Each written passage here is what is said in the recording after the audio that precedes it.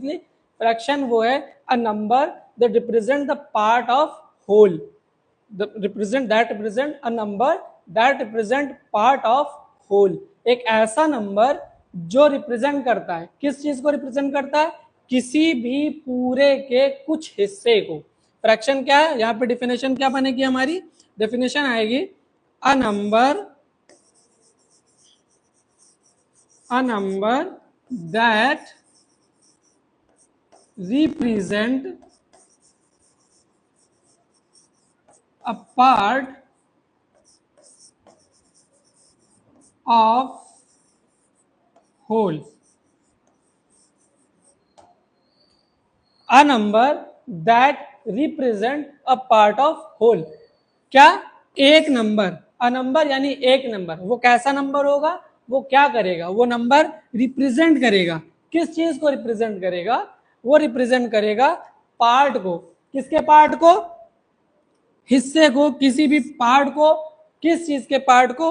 Whole, यानी कि कोई भी पूरी चीज होगी, कोई भी पूरी बात जो वो उस ऑब्जेक्ट होगा, उस ऑब्जेक्ट के पूरे हिस्से को टुकड़ों में बांट के हमारे सामने लाएगा या रिप्रेजेंट करेगा या हमारे सामने प्रदर्शित करेगा या पेश करेगा, वो होगा हमारा फ्रैक्शन। ठीक है, तो ये बात हो गई। फिर से हम इसकी डेफिनेशन पर आते हैं। क्या डेफिनेशन है फ्रैक्शन की? A number that represent a part of whole. एक ऐसा नंबर जो रिप्रेजेंट करता है किस चीज को? किसी भी पूरी चीज को, किसी भी पूरी चीज के किसी हिस्से को, पूरी चीज के किसी हिस्से को।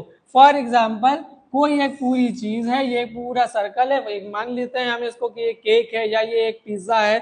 अब उसका हमने एक टुकड़ा यहां से निकाल दिया, ये एक स्लाइस हमने निकाल दी। ये रिप्रेजेंट करेगा कि इस पूरे का ये कौन सा हिस्सा है, ये कितना होगा, इसको हम कैसे रिप्रेजेंट करेंगे। अब यहाँ पे सवाल ये पैदा होता है कि हम जो इस फ्रैक्शन को लिखेंगे तो लिखेंगे कैसे? हम इस फ्रैक्शन को